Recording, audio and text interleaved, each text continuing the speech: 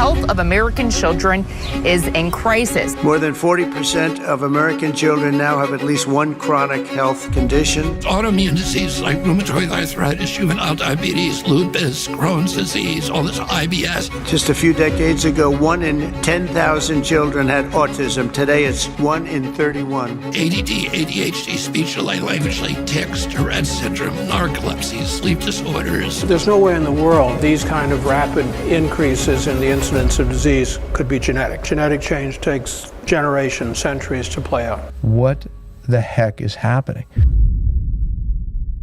What is happening? Chronic disease has gone from 12.8% in our children in the 1980s to over 54% of our kids now. That's the greatest decline in human health that's ever been recorded. And people will say, how do you know it's not the pesticides sprayed all over our crops or the hormones in our beef or plastics or forever chemicals? But when we're talking about an autoimmune disease crisis, which is what's happening in America, shouldn't we look closest at the one product that's designed to alter our immune system for life? And we don't just inject it 1 time or 2 times or 10 times or 15 times or 20 times or 50 times. 72 times we are altering the immune system of our children with our vaccine program.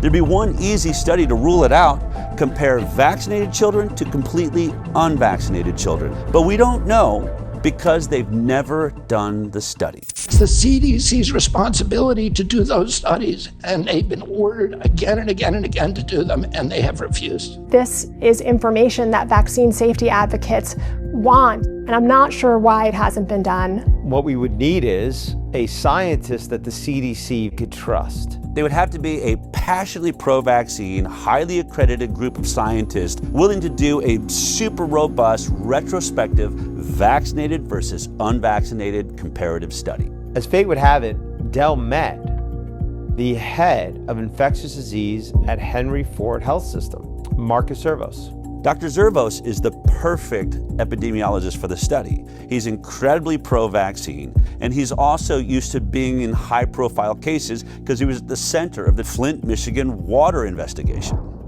Dr. Zervos only agreed to do this study to prove us wrong. Del and I thought that was an excellent opportunity. We only had one request. Whatever the outcome, you publish it. He said, whatever the results, they'd get published. Would he stick to that promise if the results show that unvaccinated kids are healthier? Didn't know.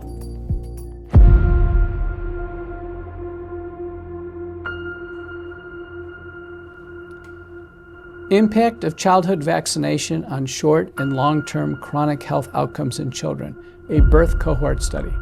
I've never seen this study before. 18,468 subjects.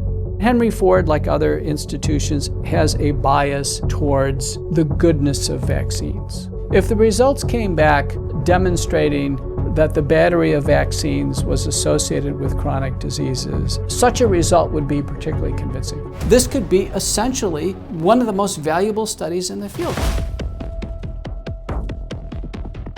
The vaccinated subjects were over 4 times more likely to have an asthma diagnosis. 600% more acute and chronic ear infections. 4.47 times the amount of speech disorders in the vaccinated compared to the unvaccinated. 5.5 times risk. 616% increase. Learning issues, developmental delays, speech delays, language delays. Amongst the unvaccinated group, there were 0.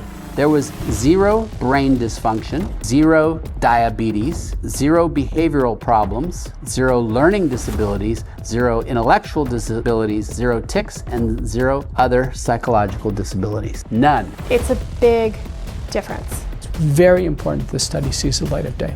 This is devastating. This paper should have been rushed to publication on an emergency basis.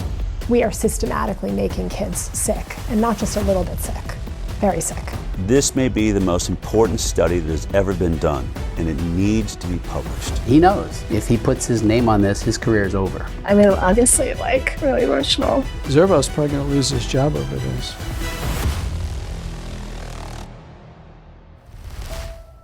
This is an inconvenient study for the entire vaccine agenda.